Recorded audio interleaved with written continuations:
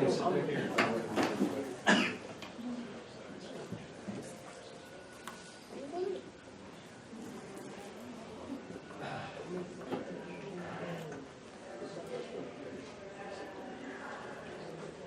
Okay, Mikey, where are you at? Your fan base is waiting. That's too funny. I think that was a oops. We had that one email exchange where he was like, oh, I got this email by accident. I'm like, no, I didn't send you this. And he was like, oh, yeah, an hour ago. He said you're missing your He session. said he would be right here. I texted him too. He's like, Yeah. look, he's gonna come in our line and grab. We need to act, make him talk right when he gets here, because you know he's running.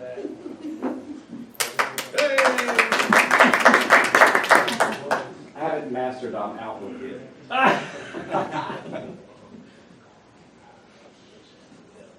try to get like call or come soon. Are we rolling about there now? Yes, we're on. Okay, cool. So we'll go ahead and get started. Session for the next hour is going to be build versus buy. We're going to look at all of the decision-making process and deciding, do you build a piece of software internally, or do you go out and buy it off the shelf?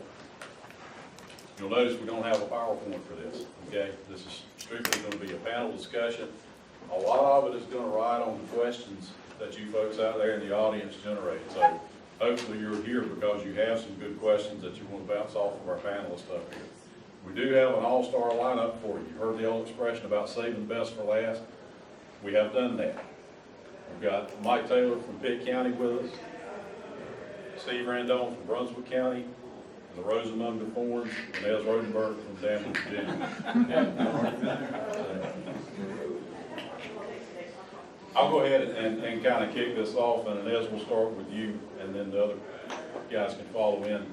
But initially, what factors go into that decision for you? When you are faced with making a build versus buy decision, what do you consider? What factors play into that decision for you? Well, you know, I think I'm assuming that there's going to be a new service. So we have a technical steering committee. So one thing we look at is making sure you have a return on investment, no matter whether it's a build or you're buying something. You know, is this something you really need to have? Do you have ownership within your city that can support it? Is it mandated? Is it something required? I do find that sometimes we put in a lot of things that just are not necessary. So the first decision really needs to be, is this something we really need? Then the second question would be, do I have the resources internally to build something? And a lot of people, I think, fail to think that, okay, just because I have staff that's free, it's not free. So you really need to take in consideration if you're going to be building something in-house and it's going to take 4 months, you got to calculate what that salary is going to be and the amount of resources that you're going to have to be able to provide for that. I do find that there's a lot of applications, free COTS out there that can really do a lot of what you want to do, and I'm getting kind of long-winded. But you really need to think about, okay, what is the application? What's my business reason for putting this in? What are my business requirements? And then can I find something? If I can find something out there, that's my preference, based on, unless it's cost prohibitive. But a lot of times, if you've got business rules that are set up that limit you to the type of software out there, then the second question would be, do I have the resources internally where I can handle that? And I'm going to kind of leave that question because I think there's some other questions that will kind of follow up on that. And it's, how unique your process is really has a lot to do with it too, because in Brunswick County, you know, when we did our permitting and inspections, I mean, we saw a lot of things that were unique to our county versus some of the, for lack of a better word, CAM packages that were out there. And that's one of the factors why we chose to build it ourselves, to kind of tailor it for our needs. But again, you also have to look at, you know, maintenance of the system, you know, you apply any patches, maintenance, what have you, how it affects it. If you contract out, a lot of times you contract that out as well.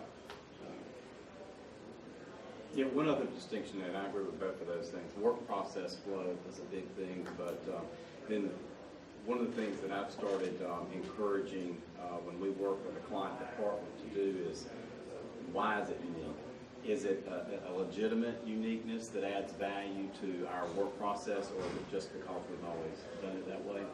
The other thing that I've started looking at recently is the skill set required to do something, to build it. It may be a difficult talent to find and attract and retain, and so you could really create some vulnerabilities if you go down that path.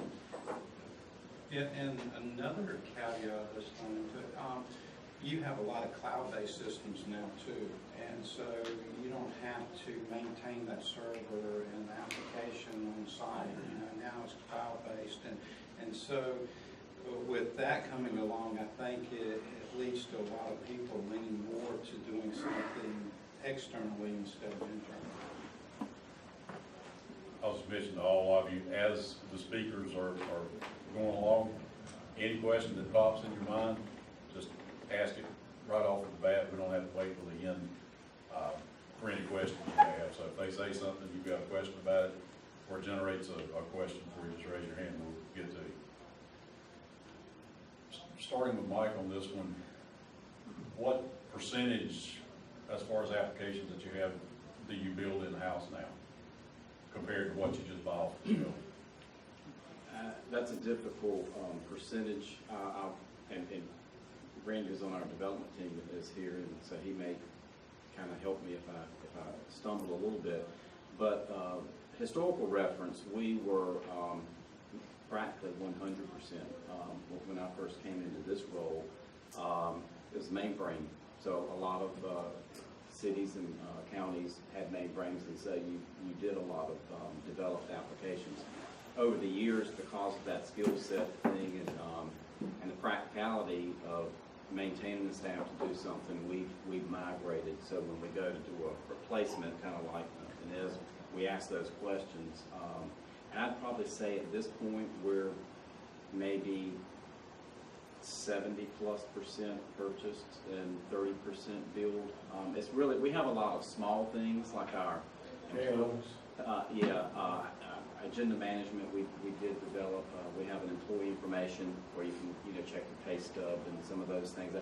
I don't know if I really call those a system, but we do have a lot of smaller pieces like that. So it may even be more 60-40, but probably 70-30 is a good percentage break for us. So, Oh, go ahead. how big are you, you're pretty much your development staff, how big is your staff? Well, it's actually the largest, sort of 9 now. I think around 9. That just do development. They're migrating more from development to becoming, growing more into like a business analyst, project management. So it's kind of a combination of development and/or if we purchase something, they do the planning and implementation. Those 9 people are writing code. Yeah. Those 9 people. Is that what you asked? Yeah, are those 9 Like how many people actually writing code? writing code, are they? Any of those 9 potentially could write code, but they don't write code 8 hours a day. Now with Brunswick County, it's a little bit different. We have 2 people that, HTML, JavaScript, stuff like that. But then we also have our Laserfish team as well, and some of those cross those lines. Some of those programmers in JavaScript, when they cross that line. So in Brunswick County, we have 2 that are considered programmers. We have a SQL administrator. We have a business analyst, which I think is very important if you're building anything in-house. You definitely need someone to work with the users to work out that workflow. And then we have one Laserfish administrator. If you talk about something that you're working on, if you can mention the languages they're using, like each time you're talking about something you built or bought, mention the language it's built upon, or you have the skill set in-house or didn't, because that would help. Like when you talk about some of these neat things you're doing, I'm thinking, I wonder if I can do that, but it's in languages I have no idea. Just mention that if you would each time you talk about it. I agree. We are doing more browser-based development when we can, obviously, and it's .NET a lot. Those are probably the 2 primary things, and SQL. department are, I'd say the core pieces of what we're using. And we do have some DB.net experience as well, so. How about in Danville, as far as size of programming staff and things that you? Well, we were very similar to Mike, that we started with mainframe COBOL, and we probably had 10, that's all they did was program all of our mainframe systems. Today, we have about 85 applications, some big, some small. We have 2 people that, I've got an architect integrator that does a lot of API development. They actually work in the systems, integrating systems together, and they do a lot of HTML, .NET. They were VB, kind of switching away from that. And then I've got 2 programmers that do GIS. So we do a lot of in-house development with GIS, and also Java. If you are considering doing anything, or if you're already there, I bet one of the pitfalls that we've seen is that you have to make sure you have staff with backups, because those positions are very difficult to find.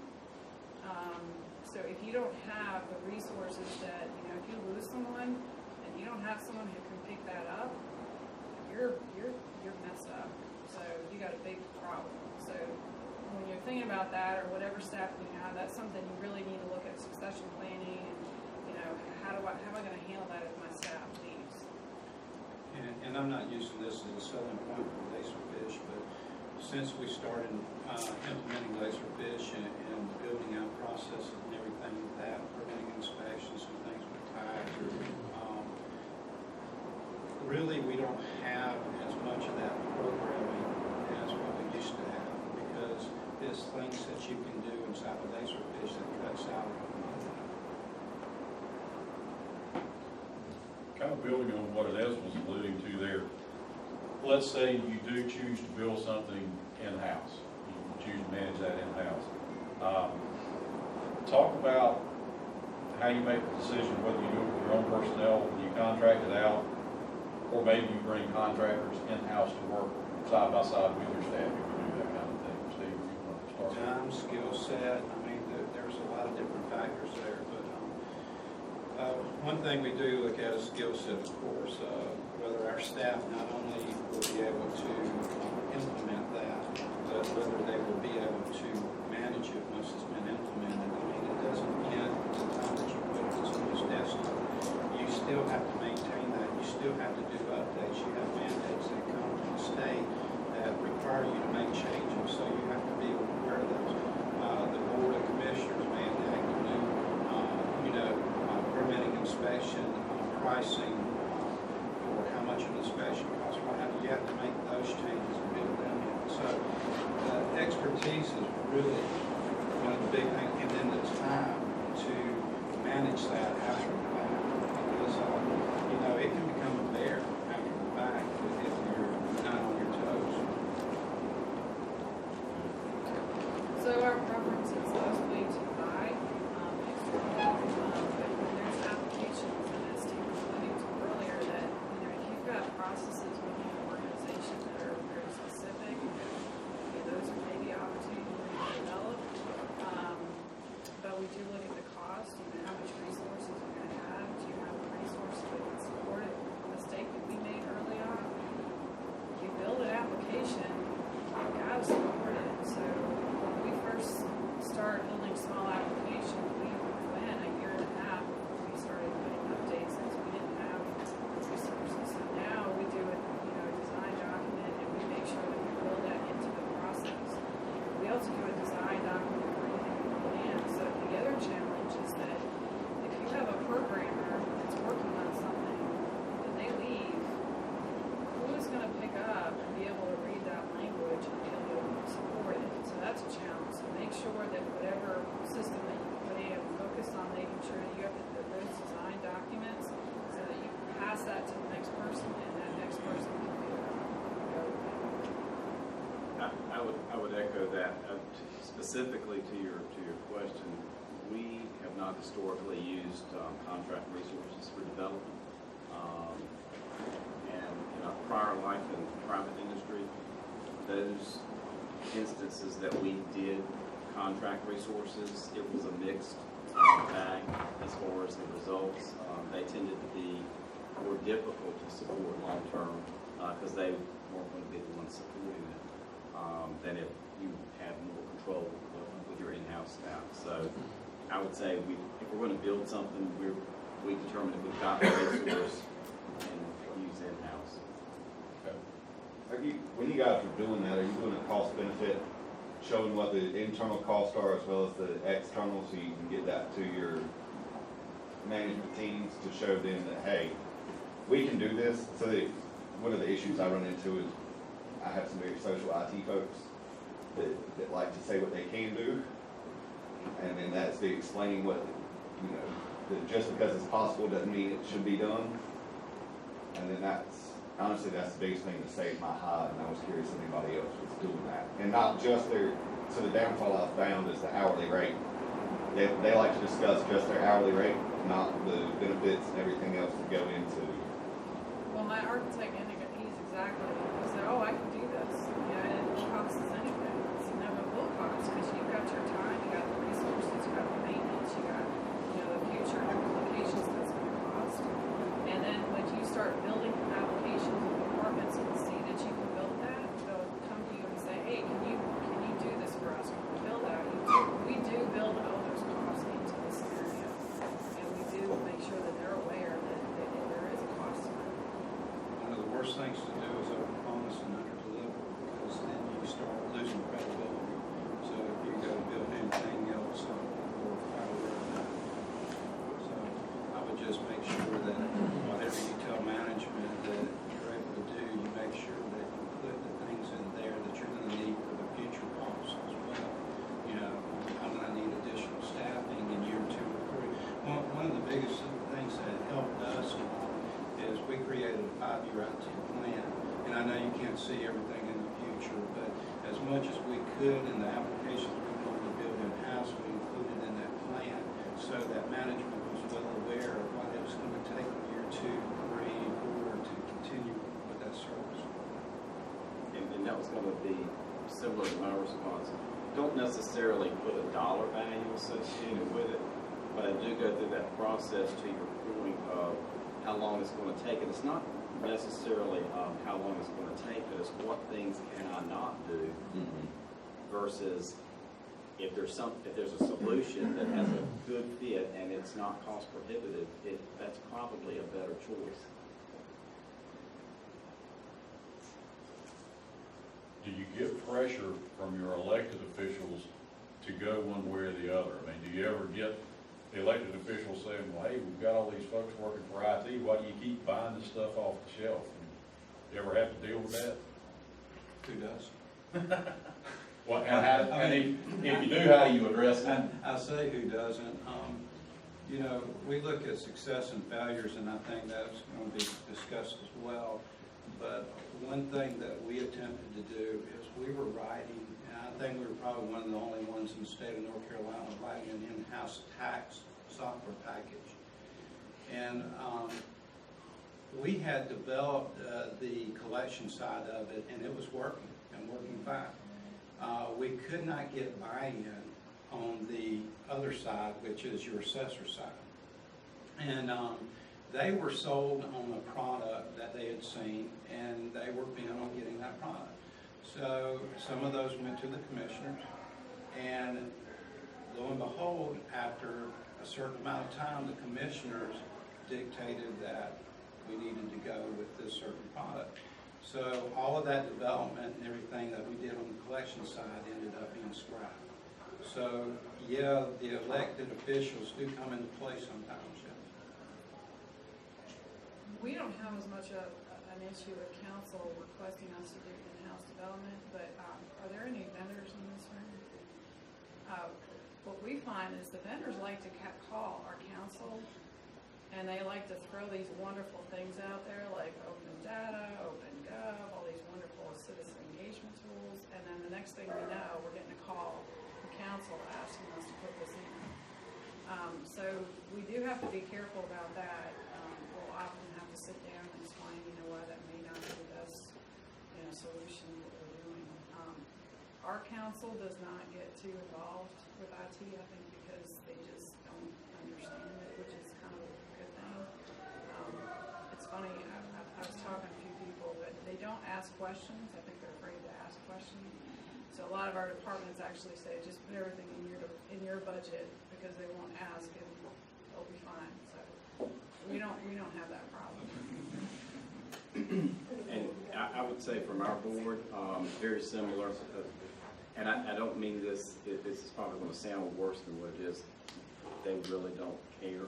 I mean, they care that things happen and are done in a proper way, but they really don't have strong opinions in that matter. So I look at that as a good thing. I think everybody's environment is different because we have been so successful in implementing things in-house that we have commissioners that actually come to us and say, hey, can you do this for this department? And that's why I said earlier, don't overpromise. Well, one thing that has piqued interest in the last, I'd say, 2 budget cycles is there's one line item in our budget that has grown disproportionately to others. Does anybody want to take a guess at what that might be? Software maintenance. It is a very significant amount, and it sticks out. It's like a spotlight is there, and it just keeps going up and up. So that is a consequence of buying more, because you got the pay, but obviously staff costs go up too. So I mean, but that one line item just keeps growing. If you choose to buy software, do you typically do the install and configuration yourself, or do you find yourself relying on third parties for that? How do you make that determination? How's that work for you? We put it in ourselves. So if it's like a COT system, we would typically put the solution in ourselves. Now, if it's something that, or we'll try to partner with the software company that we're working with. All right. Same here, because we want our staff to learn the product as it's being installed and so on. And whenever maintenance comes up, we'd like them to participate in that as well. And we're very similar. Okay. Here's one for each one of you in turn there. Do you have a good war story about a project built or buy that went really well based on that decision? And what kind of lessons did you learn from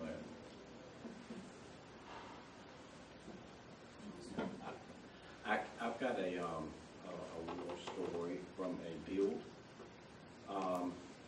and this really had nothing to do with the application or the system that was developed. It was really predicated more of a disconnect between the client's business requirements and expectations, and how those changed over. And it was a permitted inspection system, and it had scope creep and dynamic changes, and so there was by the time it had come to the end, the satisfaction was not there. I mean, it worked fine, but it was not, I guess, what was in their mind completely.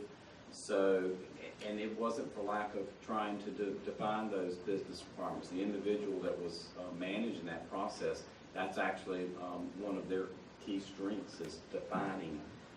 But I'm sure you've all had experience. It doesn't really matter that they said that they wanted it. It's when it goes. So it's implemented and it's been working, but they've been advocating through our CIP process over the past 12 months or so to buy a new solution. We have a war story. One of the first applications we built was an application for our fire department. It was pretty simple. It was a fire tracking system. So, for example, if you've got firemen that have to order a toilet, or they need new uniforms or new shirts, or the hoses are need to be replaced, or something's broken, it was a way where they could put that item in. It would get escalated to the supervisor, and then would get added in as a cost, and then you could track all the costs. What we never did at that point, which is what we do now, is we did not do, we call them, Project Charter, and we did not really require, we didn't go through a process of requiring a lot of ownership on the fire department. So we found is about a year after they weren't using it, it wasn't engaged, so we kind of let it go away. And then 3 years later, turnover of staff, new battalion chiefs, they wanted to come back and they wanted to do the whole thing over again. So what we really sit down and we make sure that there's ownership there. We do a project charter, we require them to sign off on it. And so there's a lot of other steps that we go through, but I would say one of the biggest challenges is not having ownership in a department who's asking for an application. And I've already given you one as far as the tax system and getting people to buy in and having that leg thereof. But one of our successes before Laserfish, and we got involved with it years ago, we developed a permitting inspection app in-house as well. And that went really well. We had an old COBOL program beforehand, and we had an old COBOL tax program. So whenever we built it out, one of the problems that we did face was the conversion of the data. We had to have catch-all fields and stuff like that. But that turned out to be a very good success and well receptive. But then later on, we decided we needed to redevelop that, and we decided on the Laserfish tool, and it couldn't have gone any better. The only problem we had was from the users, and that was from the lack of training. We should have offered some training up front for the public, for the contractors.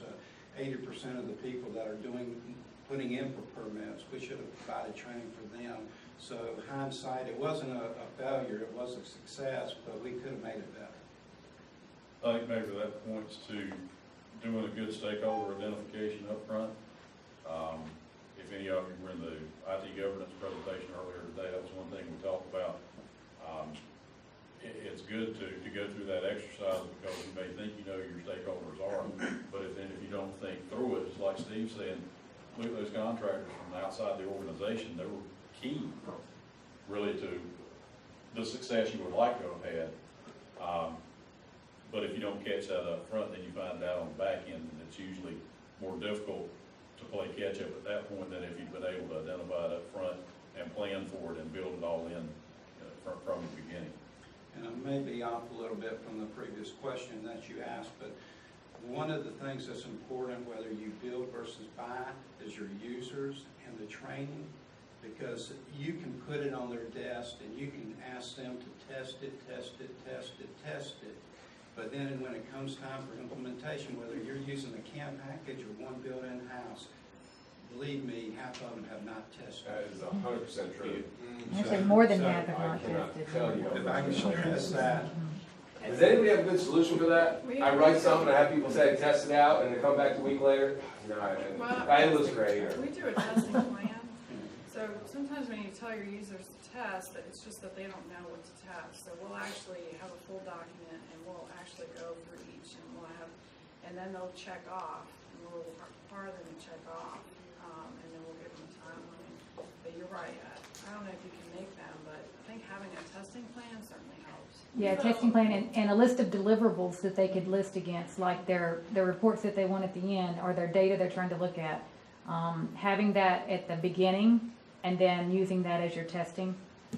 That's what I always did. We've done that, and then we have a shared document that requires they sign off on it. So when something goes to Yep. hell in a handbasket, we know who was supposed to test it. Yeah. And we create test scripts, we work with the department, create test scripts, Yeah. that they have to work through, they paste the results. So once they sign off on it, they say it's been tested, so that's what we end up doing. and all that is fine and good. We provide some of that in our county as well, but bottom line, IT sometimes is looked at the forgotten department. We're only needed when something happens, and we really don't have that pull sometimes with some of those departments. So therefore, it's up to that department head to get us employees to do the testing, and so you may be faced with that challenge, and we have. One of the things that we've had success with is doing some agile project management. One of the big parts of that is every 2 weeks getting those stakeholders involved during the development process. So the first time they're testing is not the first time they've seen the app. They've seen it 5, 6, 7 times and given their input, and they feel like they have more ownership over the final product. And then they're sometimes a little more accepting and willing to test because you've kind of kept them involved along the way. I don't know if anybody's tried that. That's a good point. We did do an application that we developed similar to that, and so rather than the traditional, you define the requirements, you design it, code it, and test it, it's more of that you present them with, here's the interface, what the interface is going to look at, and start having that discussion up front. That project went much better. But it was a different client department too, so I'm not Right. That's That's the way true. we handle ours. So it may not be possible to get every department to commit to meeting with you every 2 weeks. We do that, we don't meet every 2 weeks. We try to give them breaks in between.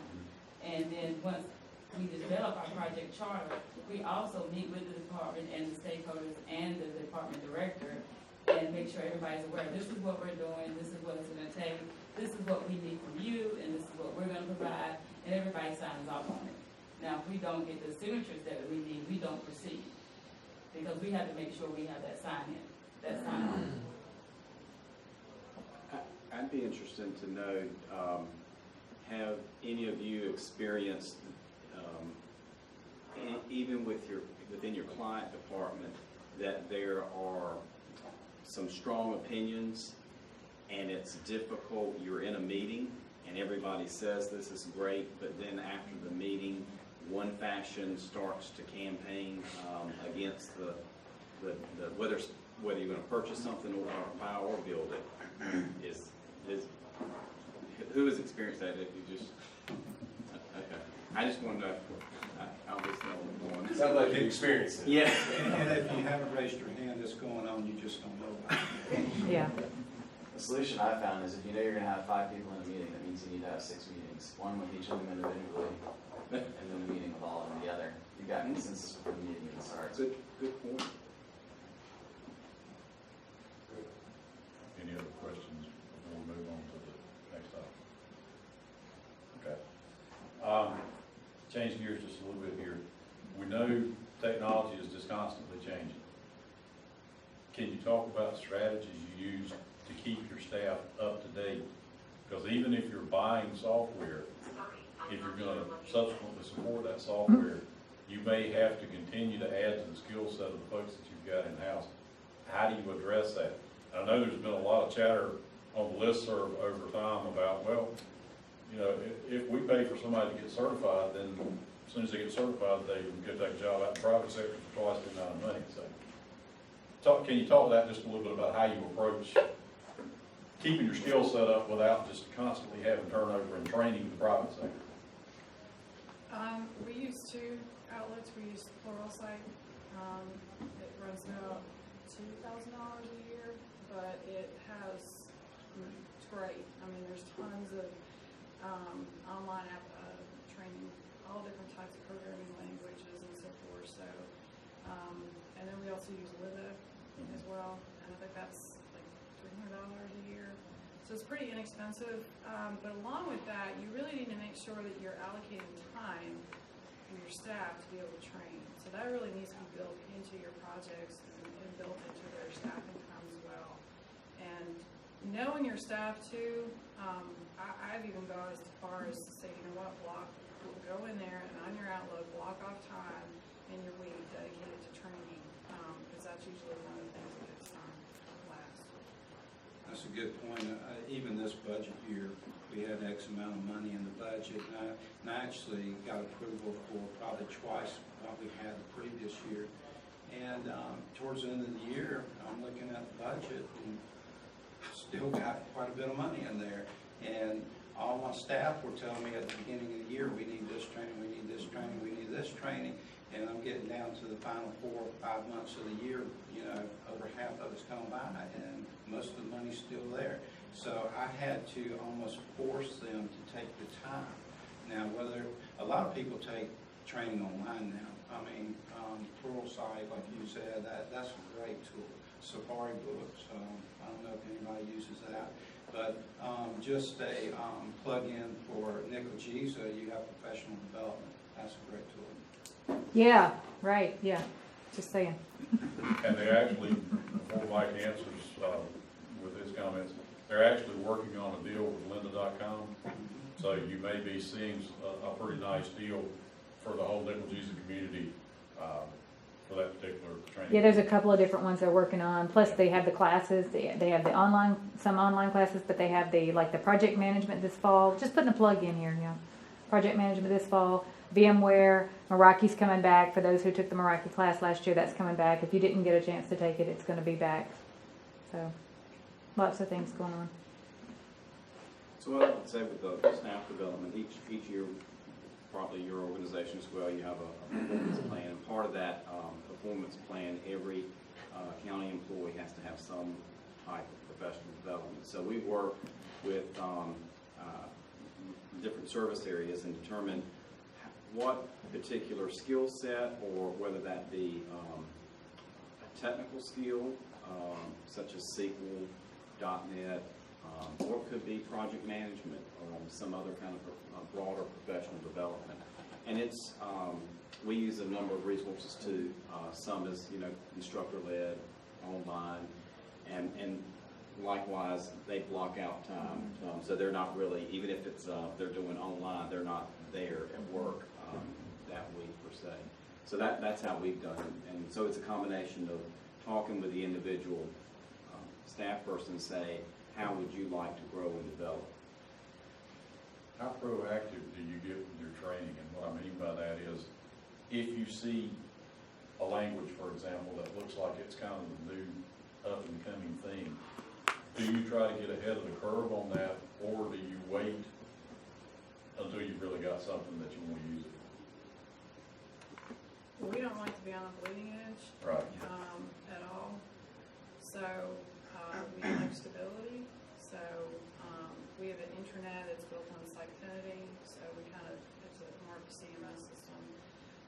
But if we were to migrate to a different platform, what we've done before is kind of done a block of hours with a service provider that can do training. But you have to be very careful about that to make sure that, because there's languages come and go, and if you kind of get in the path of, okay, I'm going to learn the latest and greatest, all you're going to do is training. So, yeah, you just have to be very mindful and careful of that path, and we kind of stick with not being on the bleeding edge and staying with consistency and stability. I would echo that. We try to identify, basically, this is our core tool set. That doesn't mean we won't change if there's a need, but we try to stick within that first, unless there's something that's driving us in a different direction.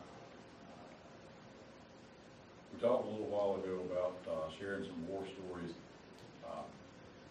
Kind of along those lines, do you have a story maybe about a particular vendor that you've worked with in the past that you felt like really went above and beyond? Anybody you want to kind of give kudos to while you've got the opportunity? Do you want us to name vendors?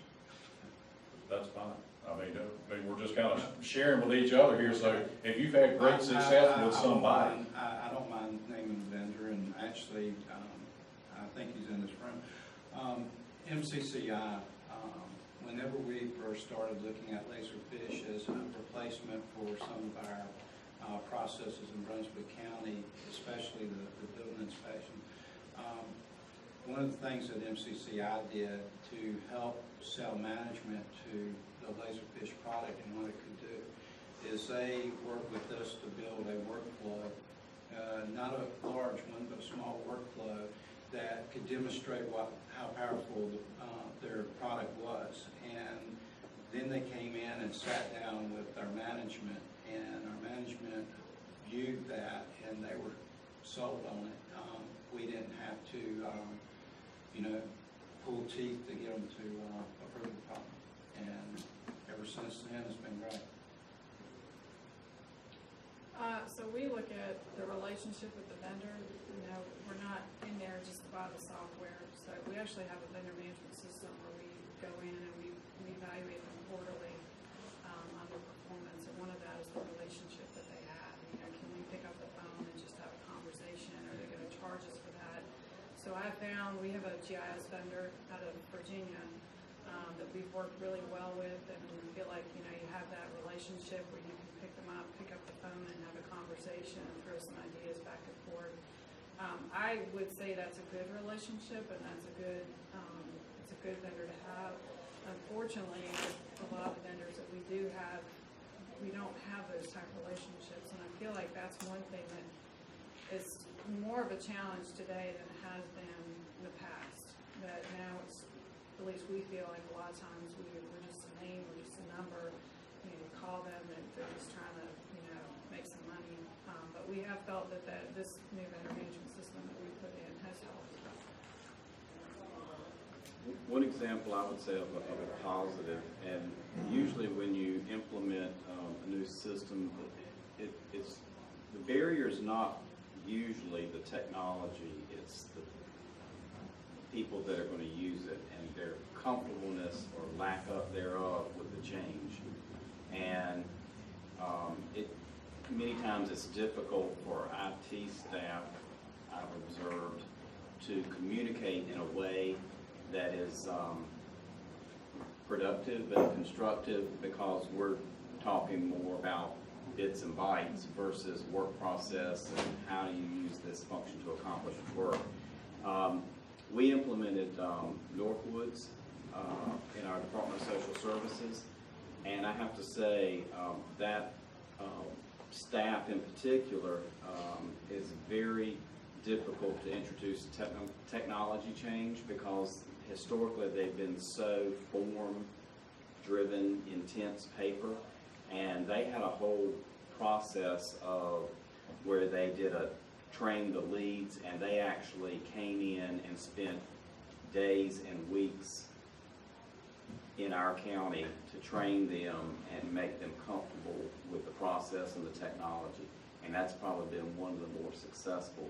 Might imply that there were no bumps in the road at all, but that's probably they have the best implementation process that I've seen. I would assume that you all came to this presentation because you have some interest in this build versus buy decision. Maybe there are some pain points that you're experiencing. Any questions out there, or any pain points anybody wants to bring to the group here for discussion? We've got a few minutes left here, so. And not, no pressure, but we're the only ones standing beside you in those door prizes too. Yeah, So. that's true. Well, we got like 15 minutes. We're gonna start calling names. Yes. We've got two applications developed by a very old guy who's going to retire. Cobalt. And, but he built these two very complex tools. And he's worked on them basically constantly for 5 years. And the decision up front was to do these because of user acceptance. But now we're faced with, he's going to retire and nobody's going to support these tools, or knows how to support these tools. Maybe, I don't know, maybe I can figure it out, I don't know. But anyway, how does that play into this? In your upfront decision, shouldn't it be more leaning towards buy instead of getting into that paradigm?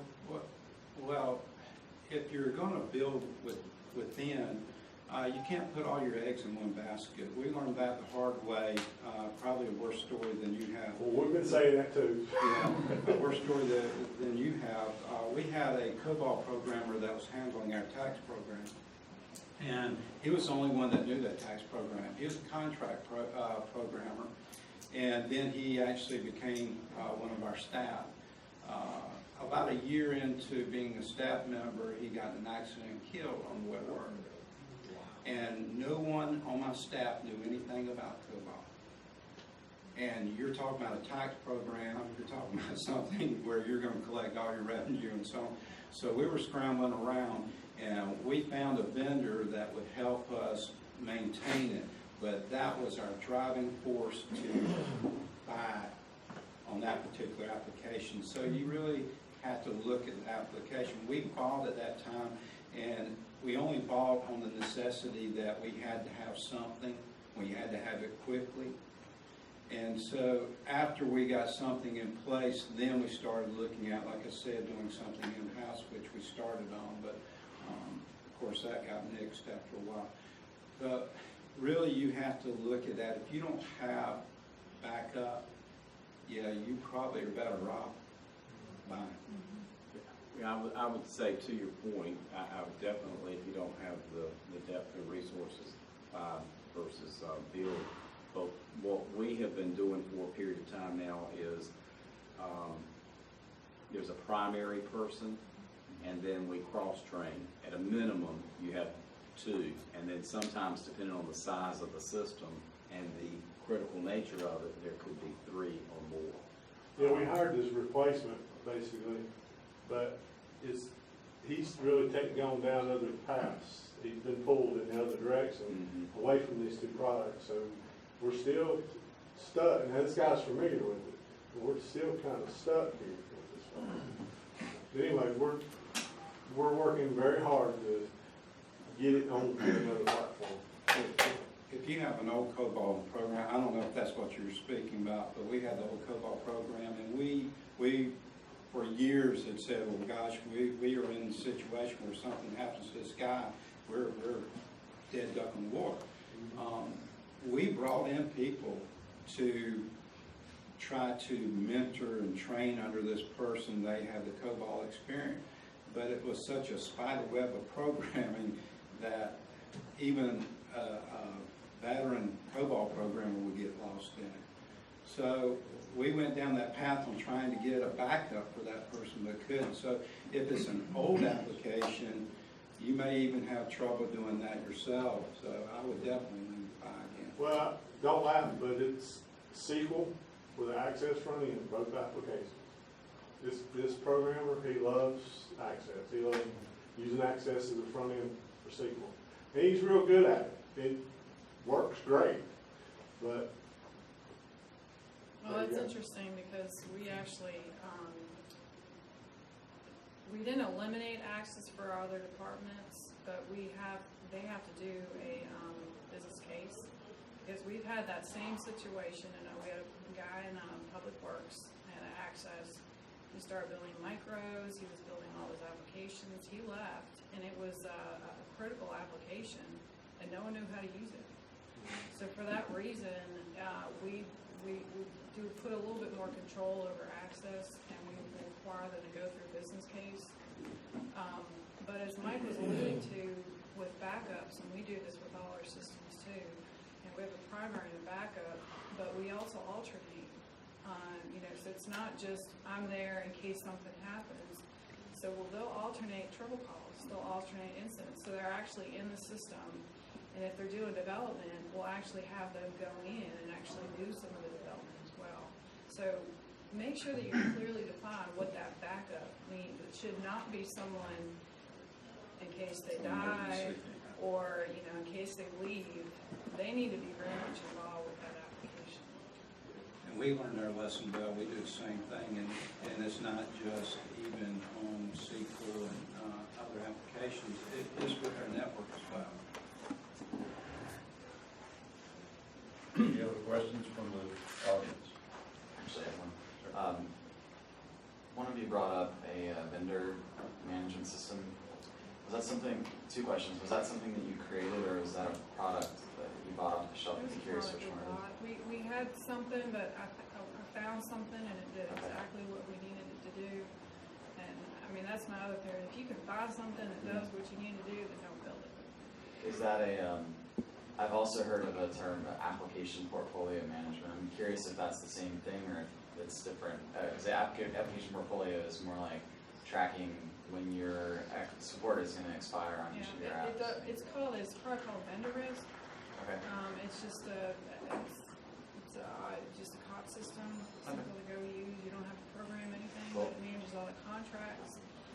We tie it into our help desk, so we have managed vendors and unmanaged vendors. So all incidents that come into our help desk that are related to systems flow into the system. So when we do quarterly reports, it actually will list all the incidents, whether they're open or closed. We have SLAs in there. And then on a quarterly basis, we'll go in and we actually do a full evaluation. We send the evaluation evaluation to the vendor. We'll do a conference call. We rank them, score 1 to 5, and we have seen significant improvement on their response. Nice. And it's been very helpful. Thanks. Any other questions? Any final comments from the panelists? If not, then we appreciate you attending today, and let's give our panelists a round.